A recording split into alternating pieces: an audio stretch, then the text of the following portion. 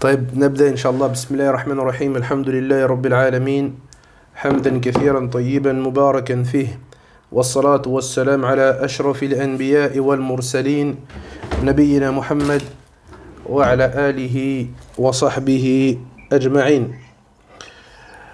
Donc les frères, on reprend notre lecture aujourd'hui. On s'était arrêté donc dans le livre d'Ibn al-Qayyim rahimahullah concernant les actions du cœur, plus particulièrement ici les différentes étapes que le cœur du croyant il va rencontrer lorsqu'il va revenir vers Allah Azza wa Jal. Donc là on est toujours on a vu que l'étape du repentir et que Ibn al-Qayyim rahimahullah il a donné une importance particulière à cette étape-là de par la grande particularité de cette étape justement. Et ici on est dans un sous-chapitre où l'auteur rahimahullah il s'arrête avec nous sur les différentes visions que la personne elle va avoir dans la désobéissance. On a vu que la création, dans le moment où elle se détourne d'Allah Azza wa Jal, eh bien, elle va avoir certaines caractéristiques et certains attributs d'animaux. Du moment où l'homme se détourne de ce pourquoi il a été créé, eh bien, à ce moment-là, il va avoir cette ressemblance justement à l'animal, qu'Allah subhanahu wa ta'ala nous en préserve. Donc, on a vu ça la semaine dernière et on a vu ensemble les différentes ressemblances que l'être humain pouvait avoir dans cela. Donc ensuite, Ibn al-Qayyim ici continue à nous ramener des méditations pour que nous les croyants, eh bien on ait cette méditation au moment de la désobéissance, qu'on réfléchit et qu'on se remette en question dans les moments où on a désobéi à Allah Azza wa Jal. Et qui c'est d'entre nous qui ne désobéit pas à Allah subhanahu wa ta'ala? قال عليه الصلاة والسلام كل بني آدم خطاء وخير خطائين التوابون. Donc tous les enfants d'Adam ils font des erreurs et les meilleurs de ceux d'entre eux qui font des erreurs c'est ceux qui se repentent. Donc le problème ici il n'est pas dans le fait de faire des erreurs. Là, le problème ici, il est dans le fait de faire l'erreur et de ne pas tirer de bénéfice de ces erreurs-là. Donc là, on poursuit ici avec une vision différente, que l'auteur il a appelé Mashhad al-Hikmah. Entre guillemets, la vision, l'analyse de la sagesse. On sait qu'Allah Azza wa Jal a tout créé, le mal et le bien. Et on sait qu'Allah Azza wa Jal, comme c'est la aqidah de Ahl Sunnati wal Jama'ah, il ne crée pas de mal pur. Dans chaque chose qu'Allah subhanahu wa ta'ala il crée, il y a un bien. Taïb. Ici, l'auteur va nous donner un petit exemple de ça afin de nous faire méditer. قال رحمه الله ويكفي من هذا مثال واحد وهو أنه لولا المعصية من آب البشر بأكله من الشجرة لما ترتب على ذلك ما ترتب من وجود هذه المحبوبات العظام لربه تعالى. Donc il nous dit, un seul exemple nous suffit pour comprendre qu'il y a toujours une sagesse dans ce qu'Allah Azza wa Jalla a décrété. Il nous dit, suffit comme exemple, l'exemple du père de l'humanité Adam alayhi salam.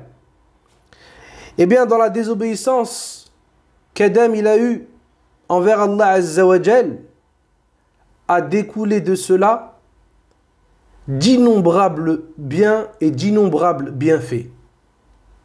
Comme il dit Ibn al-Qayyim ici, il dit quoi? Toutes les choses qu'Allah Azza wa Jal il aime et des choses qui sont aimées auprès d'Allah Azza wa Jal.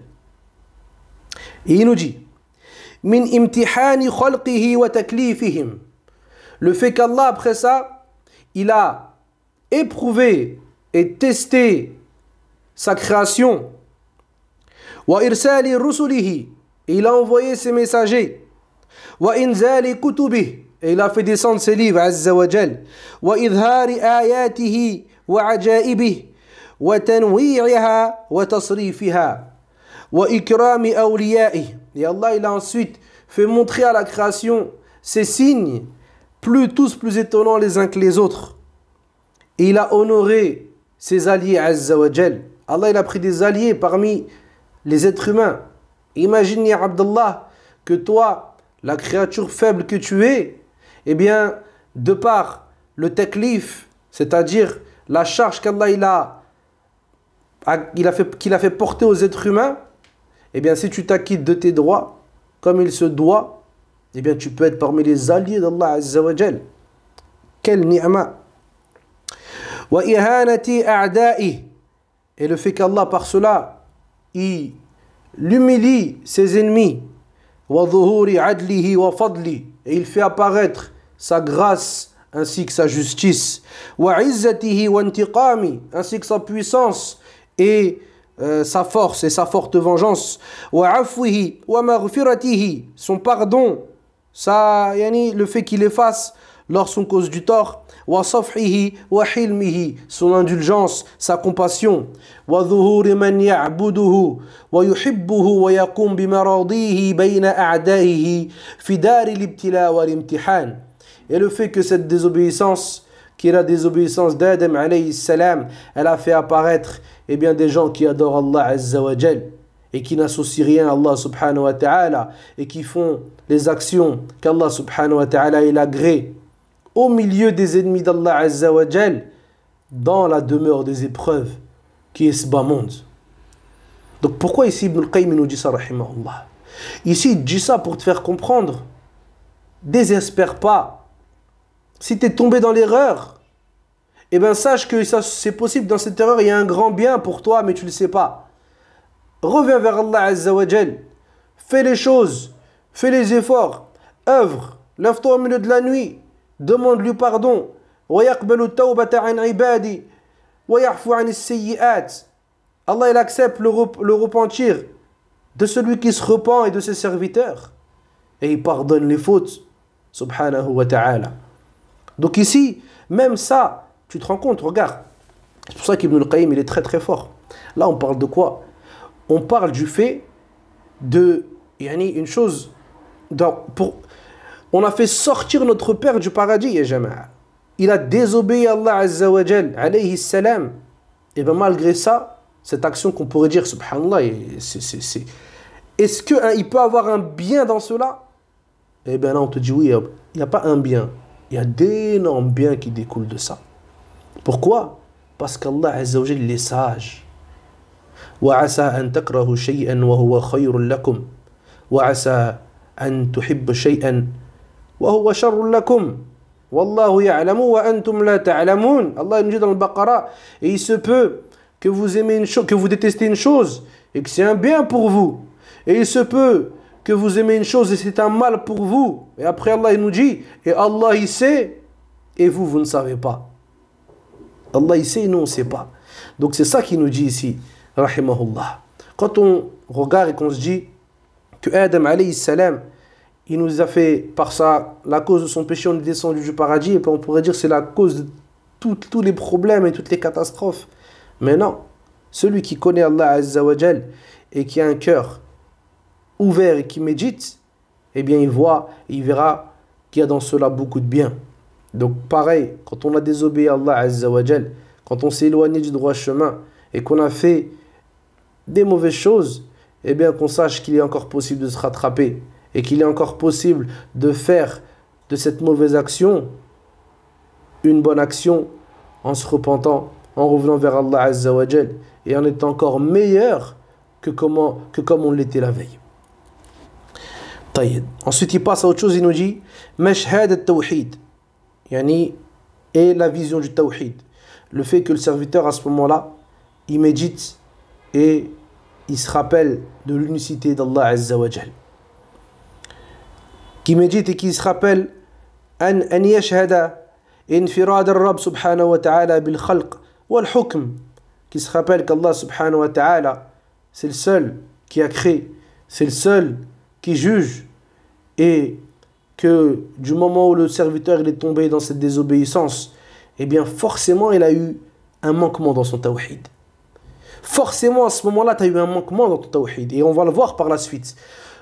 Ne crois pas que les péchés ils n'ont aucun lien avec ton tawhid. plus ton tawhid il va être fort, plus ta aqidah va être qawiyya, et bien moins les péchés ils vont être présents dans tes actions. Le cœur, il a un lien direct avec les membres. Contrairement à ce qu'ils ont dit, al-murji'a, les laxistes, ceux qui disent que on peut faire les actions qu'on fait, dire ce qu'on veut, faire ce qu'on veut, et avoir un cœur blanc. Non. Nous on dit comme le prophète alayhi salatu wassalam, il a dit Inna fil jasadi mudra idha salahat salaha al jasadu kulluh wa idha fasadat fasada al jasadu kulluh ala wa hiya al qalb. Donc il nous dit alayhi salatu wassalam qu'il y a certes un bout de chair dans le corps, que s'il est pur, eh bien tous les membres vont être purs. Et ce bout de chair, s'il est mauvais, s'il est corrompu, eh bien tous les membres ils vont être mauvais, ils vont être corrompus. Donc celui-là, c'est le cœur. Donc on sache, quand on a désobéi à Allah Azza wa Jal, peu importe la désobéissance, qu'elle soit grande ou petite, eh bien on a eu un manquement.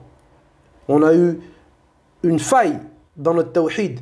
On a eu un manquement dans le fait qu'Allah Azza wa Jal, il nous voit, dans le fait qu'Allah Azza wa Jal, il va nous demander des questions sur ça. Ala yadhunnu ulaika annahum mab'uthun li yawmin 'azim. Est-ce que ceux-là, ils ne savent pas qu'ils seront ressuscités dans un jour énorme? Yawma yaqumu an-nasu li rabbil 'alamin. Le jour où les gens, ils se lèveront devant le Seigneur de l'univers. Allah Azza wa Jal. Donc ça, c'est des choses que quand on va lire justement Ikhwa chez les salafs, on va trouver que eux, ils avaient une vie, subhanallah, que l'autre, il parlait pas entre les deux Jumu'ah, on pouvait compter les mots qu'il disait. Parce qu'il savait que les anges y notaient. On va trouver le Hassan al-Basri, on lui donne un verre d'eau, il tombe par terre parce qu'il se rappelle que les gens de l'enfer, le plus grand souhait, le plus grand désir qu'ils auront en enfer, c'est de l'eau. Donc c'est des gens qui avaient tellement une aqidah qui était imprégnée dans leur cœur que ça avait directement un impact sur leur corps. Et ça a changé leur vie, ça a changé leurs actions. L'autre, pendant 20 ans, il a jeûné sans que sa femme ne le sache. Et quand elle lui donnait à manger pendant qu'elle allait au travail, ben, il faisait sadaqa et il se mettait un peu d'huile sur la barbe, il faisait semblant d'avoir mangé. Parce que lui, pour lui, comme quand ils ont dit, regarde, ça c'est l'exemple vraiment très fort, ils ont dit à Abu Muslim al-Khawlani, ils lui ont dit, si demain, je te mets le paradis et je te mets l'enfer devant tes yeux, qu'est-ce que tu vas faire en plus que tu fais maintenant? Il a dit, Wallahi, lam akun li yazid. Lam akun li yazid. Il a dit, Wallah, si tu mets le paradis, bon, c'est pas comme nous, eux quand ils parlent, c'est pas pour rien. C'est pas pour que tout le monde tweete ces trucs, pour que tout le monde suive ses paroles, pour que tout le monde regarde vers eux. Là, c'est pas comme ça. Il dit, Wallah, si tu mets le paradis ou si tu mets l'enfer devant mes yeux, eh ben, je peux pas faire plus que ce que je fais actuellement. Ça veut dire quoi? Ça veut dire que c'est des gens, ils avaient une aqidah, wallah. Que lui, il a atteint un degré de certitude qu'il œuvre comme si le paradis et l'enfer, il était devant ses yeux. Donc, le shahid ici, c'est que la personne, quand elle est tombée dans le péché et qu'elle est tombée dans l'erreur, eh bien, qu'elle se rappelle ici qu'elle a eu un manque dans son tawhid. Et ces choses, c'est normalement, ça a pour résultat la remise en question. طيب, on passe à une autre méditation encore. قال رحمه الله مشهد التوفيق والخذلان وقد أجمع العارفون بالله أن التوفيق هو أن لا يكلك الله إلى نفسك. Donc là il nous dit la méditation et la vision sur التوفيق. Tawfiq en arabe c'est entre guillemets la réussite. والخذلان, et le khidlan c'est l'humiliation, la perdition, tout ce qui tourne autour de ça. Donc il nous dit Ibn al-Qayyim que tous ceux qui connaissent Allah Azza wa Jal, ils sont tous d'accord pour dire que la réussite, c'est qu'Allah Azza wa Jal ne te laisse pas livrer à ta propre personne. La réussite, c'est qu'Allah ne te laisse pas livrer à ta propre personne. Wal khidlan an yukhalli baynaka wa baynaha. Et la vraie perdition, Là, le vrai malheur, la vraie perte, c'est qu'Allah Azza wa Jalla, il te laisse entre toi et ton âme. Quand Allah Azza wa Jalla, il laisse un serviteur entre lui et son âme, eh bien c'est le début de la fin. Pourquoi? Comme Allah dit dans le Coran, وَمَا تَوْفِيقِي إِلَّا بِاللَّهِ. Et cependant ma réussite, elle n'incombe qu'à Allah. Et ça, normalement, tout de suite, là, quand on parle de ça, les frères, et voilà, ça, faut qu'on le comprenne et qu'on le dise autour de nous, c'est que nous, en islam, on n'a pas de coaching personnel. Je vais apprendre à avoir confiance en moi. Je suis capable de faire. J'ai des capacités que je peux développer afin d'atteindre un but. Là, t'as rien du tout. T'as rien du tout. فَمَا بِكُم مِّن نِعْمَةٍ فَمِنَ اللَّهِ. Et vous n'avez pas un bienfait sans qu'il ne vienne de la part d'Allah. Tous ces versets, on en a fait quoi? Donc lui il vient, ou elle vient avec un turban, et lui il vient avec une barbe rasée de 3 jours. Il dit Hamdullah, mashallah, il dit aux gens, venez payer la formation, je vais vous apprendre à avoir confiance en vous-même. Donc toi tu vas apprendre aux gens que le résultat de leurs actions, il dépend de leur effort. Et Nabi Sassam nous a dit que la hawla wa la quwwata illa billah, c'est un trésor parmi les trésors du paradis. La hawla wa la quwwata illa billah. La hawla, ça veut dire quoi? Ça veut dire que je n'ai pas de moyen de me diriger vers l'obéissance d'Allah Azza wa Jal. Wa la quwwata illa billah. Et je n'ai de force pour m'écarter de ce qu'Allah Azza wa Jal a interdit, si ce n'est par Allah. Si ce n'est par Allah. Si ce ne serait pas Allah, toi, tu n'aurais rien fait. Si ce n'est pas Allah Azza wa Jal, وَلَوْلَا فَضْلُ اللَّهِ عَلَيْكُمْ وَرَحْمَتُهُ لَكُنْتُمْ مِنَ الْخَاسِرِينَ. Et si ce ne serait pas la grâce d'Allah Azza wa Jal sur vous, ainsi que sa grâce, eh bien certes, vous aurez été du nombre des perdants. Les convertis, les gens comme nous qui sont revenus de loin. T'as rien fait, Yahri. Arrêtez de dire aux gens qu'avec votre force, vous pouvez atteindre. La vraie perdition, c'est qu'Allah Azza wa Jal, il te laisse livrer à toi-même. Quand Allah il t'a laissé livrer à toi-même, eh bien là, tu es au bout de la perdition. Et quand Allah subhanahu wa ta'ala, il t'a pris, et il a dit, Hada, c'est mon serviteur. Et il t'a accordé at-tawfiq, la réussite. Eh bien à ce moment-là, que toute la création vienne t'en empêcher, que toute la création se mette en colère, que toute la création essaie de t'enlever ses bienfaits. Wallah, ils vont rien du tout t'enlever, ils vont te nuire en rien du tout. Parce qu'Allah Azza wa Jal, huwa al-qawi, al-aziz, al-hakim. Donc ça, premièrement, on doit se l'imprégner dans nos cœurs ici. Wallah, et c'est très important. C'est pour ça que ouais, vous parlez toujours de croyance. Bien sûr, on parlera toujours de croyance. Wallah. Regarde les gens, comment ils sont, les musulmans aujourd'hui. Ils te disent, ils veulent, il y en a. Bon, moi, je suis un peu dur envers ces gens-là, mais c'est envers ceux qui ont les têtes, qui ont une mauvaise ambition et qui ont un mauvais but dans ça. Mais les gens qui suivent ces gens-là, la plupart, c'est des miskines, ils ne savent pas. Eux, ils veulent bien faire les choses, ils veulent se rapprocher d'Allah Azza wa Jal, ils veulent réussir leur vie. Et regardez ce qu'on leur propose. La finalité de ça, c'est que lui place sa confiance en lui-même, et il sort de l'islam. Celui qui place sa confiance en lui-même, il finit par sortir de l'islam. Et c'est en Allah Azza wa Jal que ceux qui placent leur confiance doivent placer leur confiance. Donc ensuite l'auteur il nous dit فالعبيد متقلب بين توفيقه وخذلانه بل العبد في الساعة الواحدة ينال نصيبه من هذا وهذا. Il nous dit le serviteur, eh bien, il est entre ça et ça. Ça veut dire que des fois Allah Azza wa Jal lui accorde le tawfiq, il arrive à aller à la mosquée, il arrive à aller apprendre le Coran, il arrive à aller participer dans les assises de sciences. Et des fois, eh bien Allah il laisse pour une raison qu'Allah Azza wa Jal sait, et il se retrouve à faire des mauvaises choses, des fois à dire des mauvaises paroles, des fois à se laisser emporter par des émotions, des fois à regarder des choses qu'il ne devrait pas regarder. eh bien à ce moment-là, qu'on sache les frères qu'Allah nous a délaissés. À ce moment-là, je ne sais pas si le pire c'est de tomber dans le péché, ou bien de se dire qu'Allah Azza wa Jalla à ce moment-là nous a délaissés. Wallah al-musta'an. Il nous dit que des fois dans une heure, même pas en une heure, eh bien le serviteur il passe par ça, il revient entre la réussite et le tawfiq qu'Allah lui a accordé, et il revient vers le fait qu'Allah Azza wa Jalla l'a abandonné, il l'a laissé livré à sa propre personne. Puis il nous dit فيطيعه ويرضيه ويذكره ويشكره بتوفيقه له. Il nous dit le serviteur, il obéit à Allah Azza wa Jal. Il rend satisfait Allah subhanahu wa ta'ala. Il le mentionne et il est reconnaissant envers lui.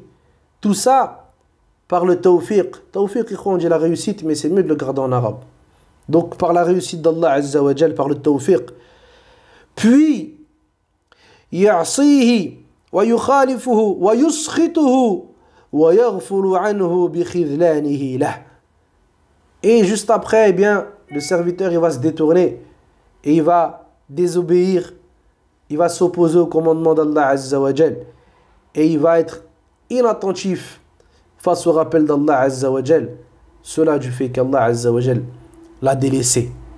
فهو دائر بين توفيقه وخذلانه. Donc le serviteur il est entre les deux.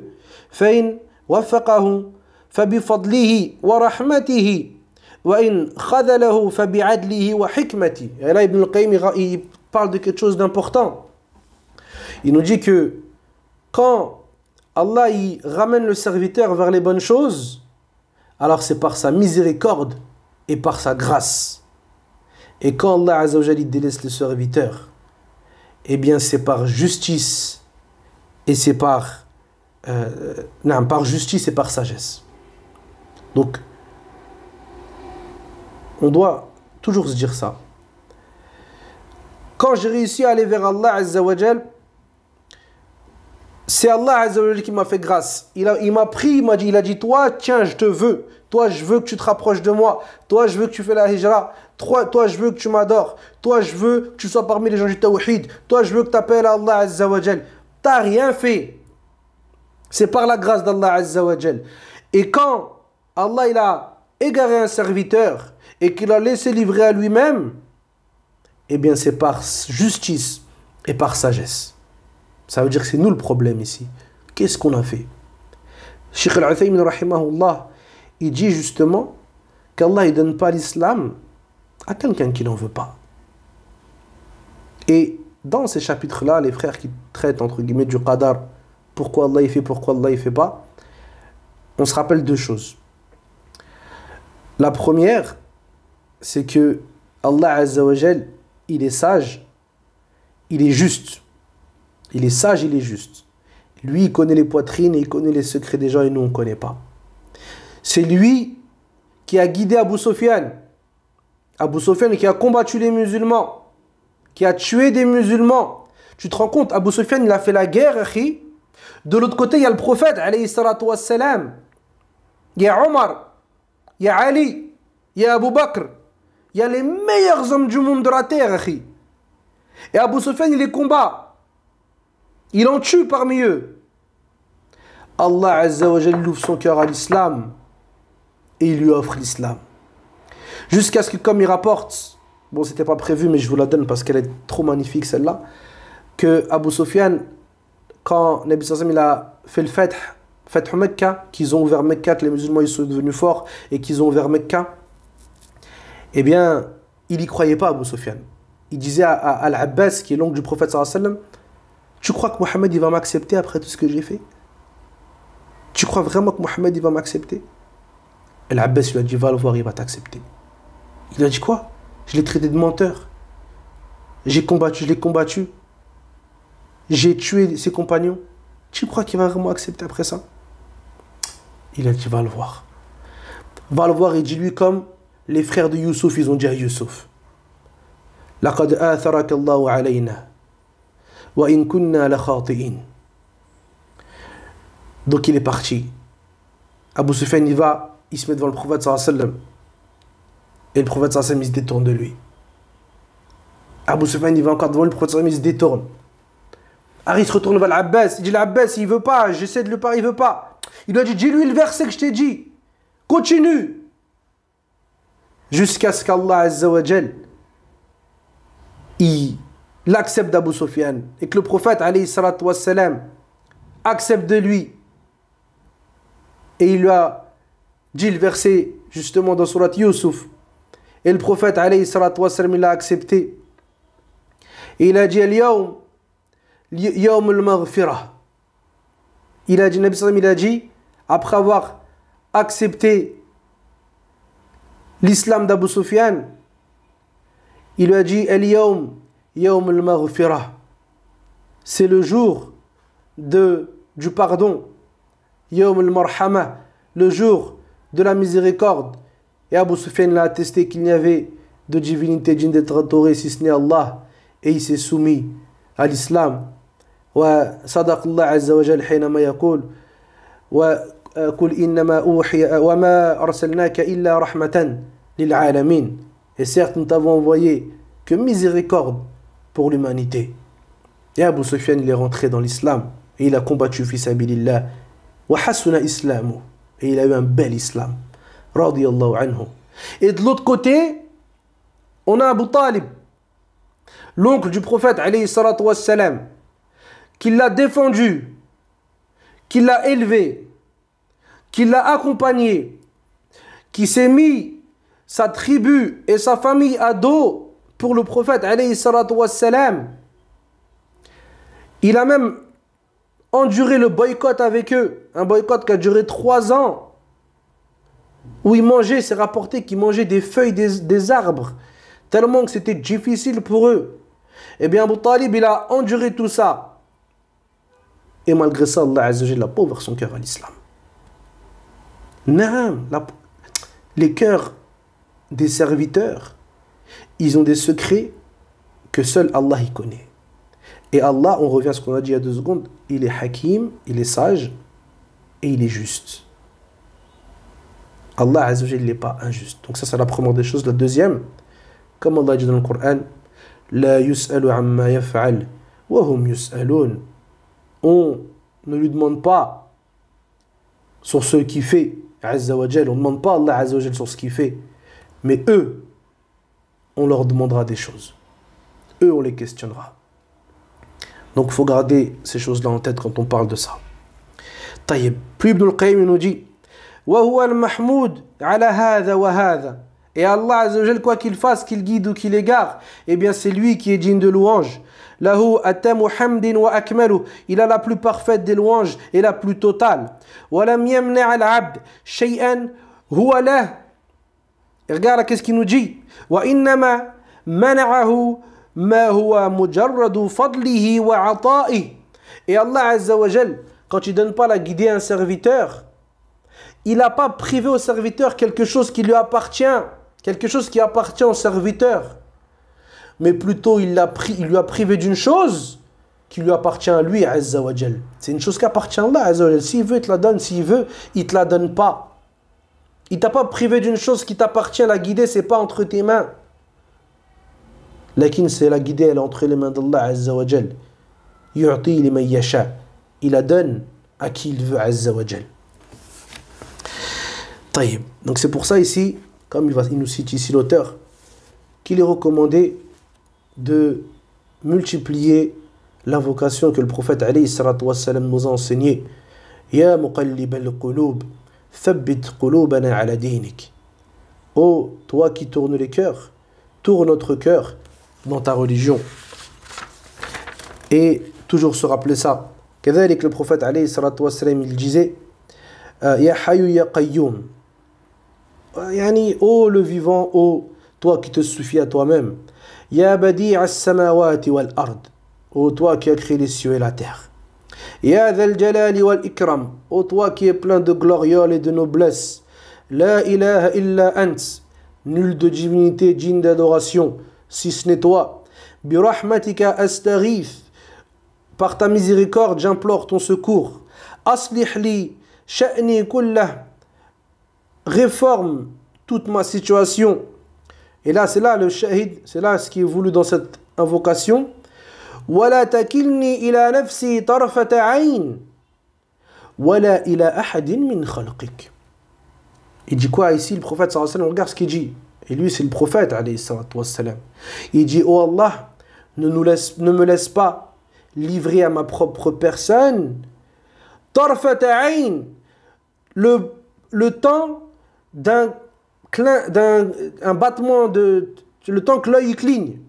Juste ça là, ce laps de temps, me laisse pas livrer à moi-même. Sinon c'est fini. Ça c'est le prophète alayhi salatu wa sallam qui nous dit ça. Arrêtez de croire, qu'on arrête de croire. Ça c'est beaucoup malheureusement notre pensée occidentale, que j'ai des choses par ma force. J'atteins ce qui est désiré de par ma volonté, de par ma motivation, de par ma science, de par... Là. Innama utitu ala ilmin.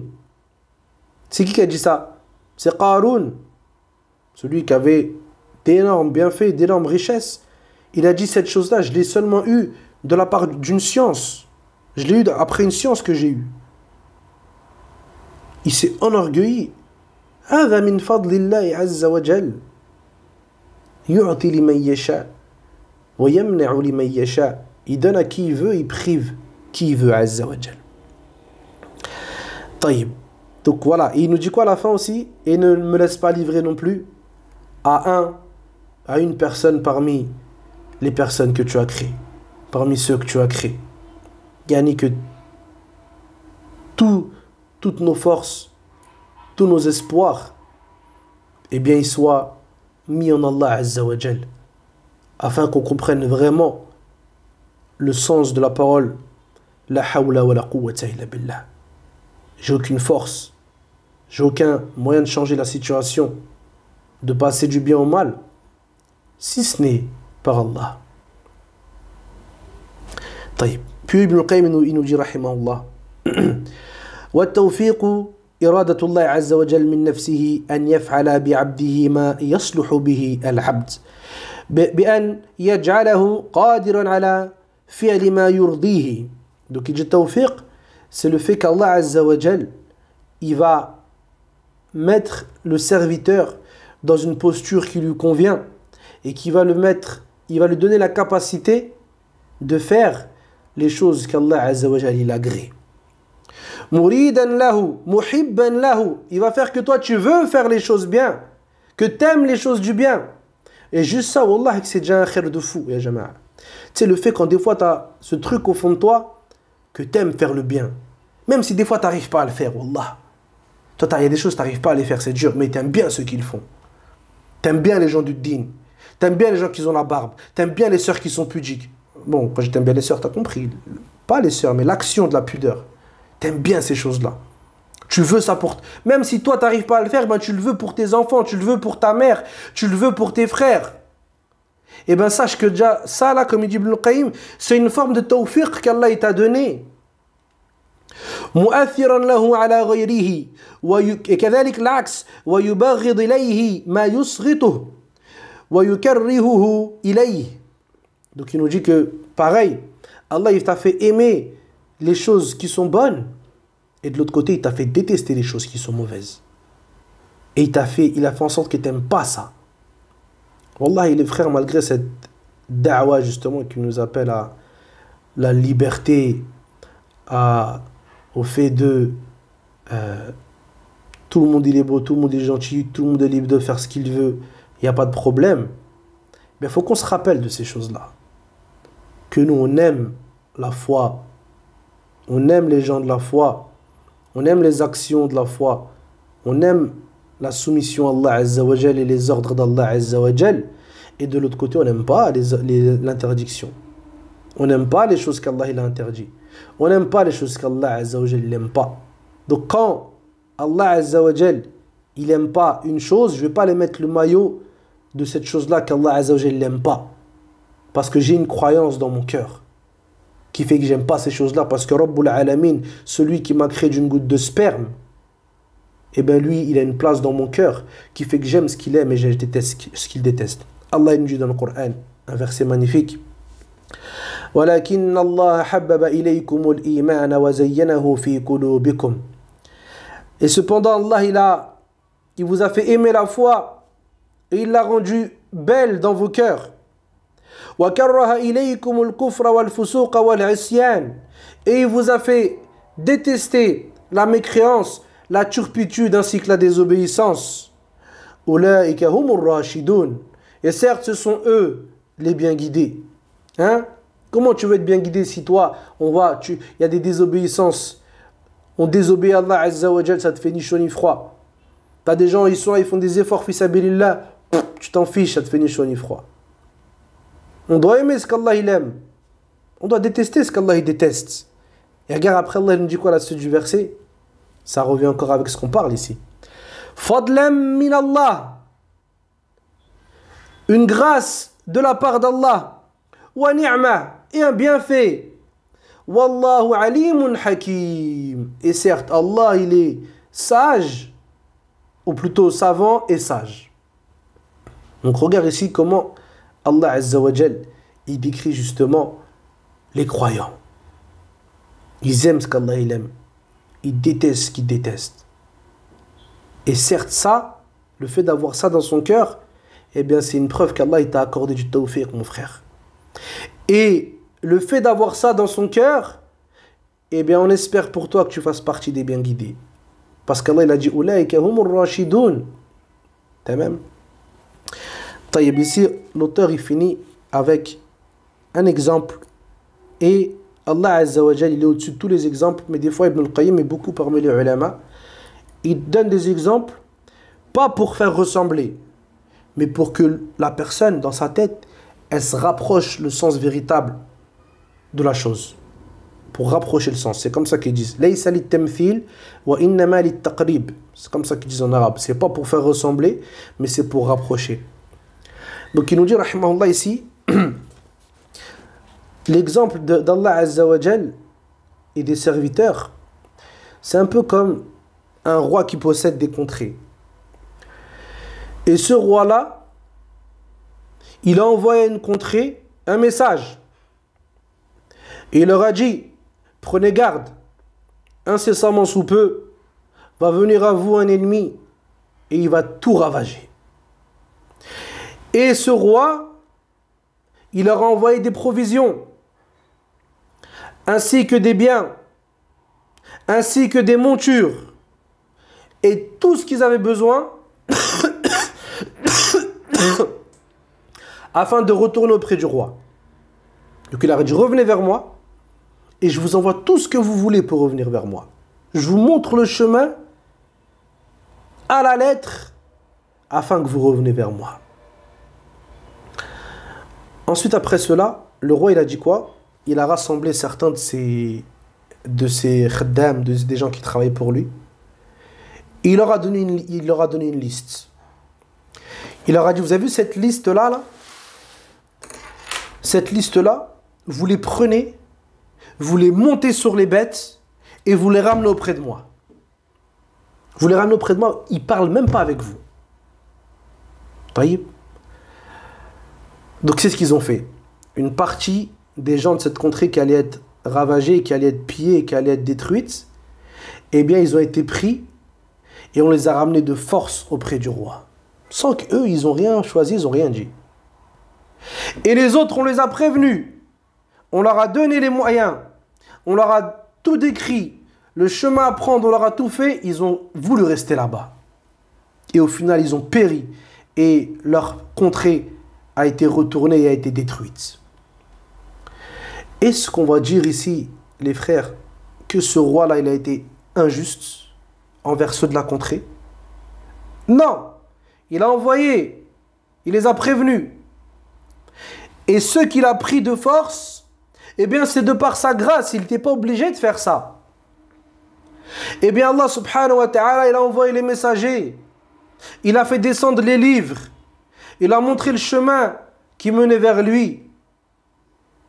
Il nous a indiqué le chemin qui nous égarait. Il nous a décrit Shaitan dans une description, subhanallah, entre le Coran et la Sunna. Allah Azza nous a décrit les plans de Shaitan. Et il nous a dit de le prendre en ennemi. Et après ça, nous, on veut rester encore, on dit, ouais, tranquille.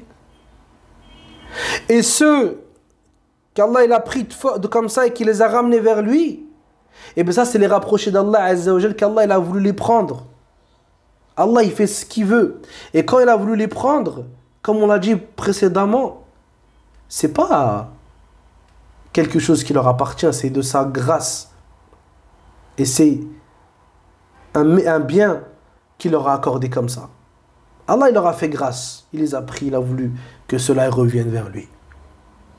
Donc Allah Azza wa Jal, il est sage, il est juste, et il attend qu'on fasse des efforts, qu'on revienne vers lui. Et Allah Azza wa Jal, il aime ceux qui reviennent vers lui. Donc, à nous de toujours justement nous remettre en question par rapport à ça, et de se rappeler que, quoi qu'il arrive, on va mourir, et on va revenir vers Allah Azza wa Jal. Alors à nous de préparer ce retour maintenant, avant qu'il soit trop tard. سبحانك اللهم وبحمدك أشهد أن لا إله إلا أنت أستغفرك وأتوب إليك وصلى الله وسلم على نبينا محمد وعلى آله وصحبه أجمعين والحمد لله رب العالمين وبارك الله فيكم.